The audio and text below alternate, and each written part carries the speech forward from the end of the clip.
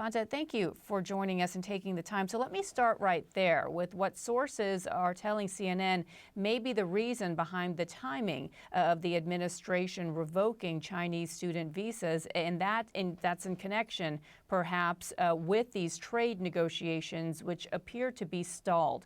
What do you make of the connection, if there is one here, and how do you counter that to what the administration is saying, publicly at least, that they pose a national security threat? Thank you for having me. And I think, again, I would not want to speculate on what the reasons might be or the rationale. But I think for many, timing seems to be certainly an interesting timing to have this for a myriad of reasons. And I know that there's been many who believes that trade has something to do with it. And for us, most importantly, it's the timing as it relates to the peak season for students and scholars who normally would be making their way to the United States. So that is definitely a timing that we are quite concerned about, and that I know students and scholars, as you've indicated, have taken onto social media to really express their frustrations about. And it's not only China, as you very well know, there's been a visa pause for new incoming students, and again, it's happening at the peak season. And if in fact, let's take them at their word, and that is for national security reasons. If it's for national security reason, it is precisely for national security reasons that you would want to have international students and scholars here in the United States. Having them in the United States serves the interests of the United States in a myriad of ways. It builds bridges among our countries, allow for greater cooperation with people who get to know more about the United States, get to appreciate the United States, and can be their informal ambassadors. And more importantly, it helps with our economic situation, because international students contribute tremendously to this economy in ways that I think many in the public seems to not understand or aware of.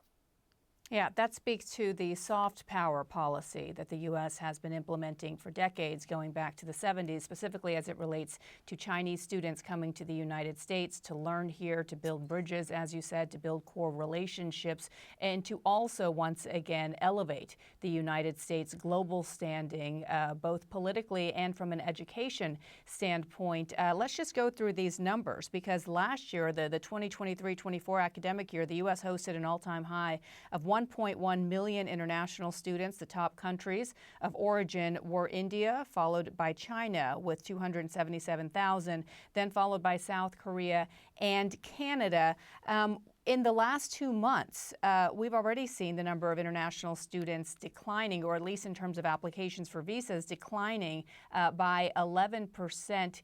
Can you give us the rationale, in your view, for why it is so important, in addition to what we just talked about, but why it is so important that now, of all times, to have these students know that they can still come to the United States? It is vital because international education has been a very invaluable part of U.S. higher education. We have the best and brightest from around the world who come to the United States to acquire an education, to get to know more about the United States. But it's also critical, not just from an education standpoint, they're engine for innovations. When you talk about AI, when you talk about all of these different areas of major discoveries, whether it's in health and it's in industry and so forth, international students have very much contributed to that, in addition to international scholars. So they have been a major engine for innovation, for creativity, and for economic growth in the United States.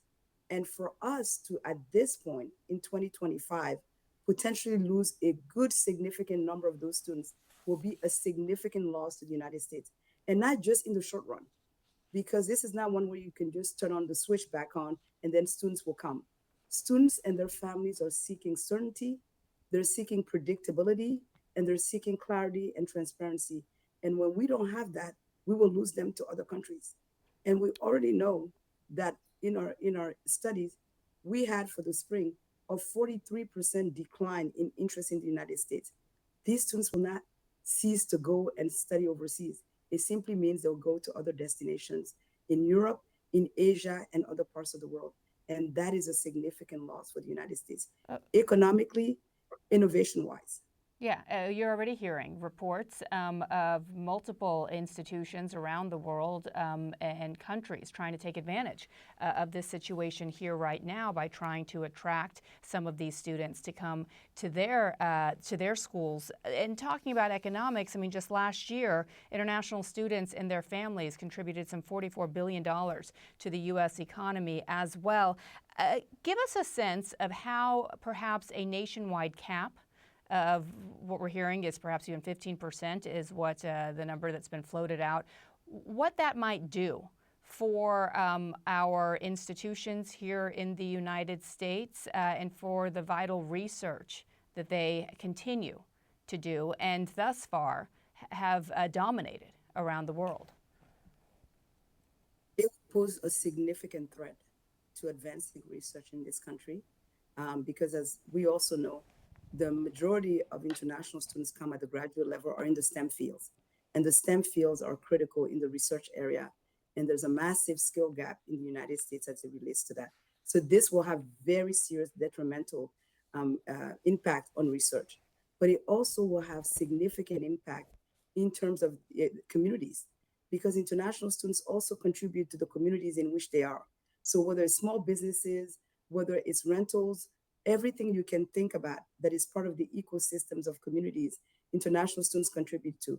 In addition to the 44 billion that you mentioned, it translates into over 330,000 jobs, 330,000 jobs in local economies in this country. Yeah, it is unbelievable how within just a matter of a few months we've gone from having a dilemma where there was a lot of concern from a bipartisan level that students come here and then take their education and what they learn back to their home countries. The incentive they want is for them to stay here and continue contributing to the economy. And now, just fast forward a few months later, there's a push to make sure they don't even come here at all. We'll continue to follow this story. Fanta Aw, thank you so much for being with us.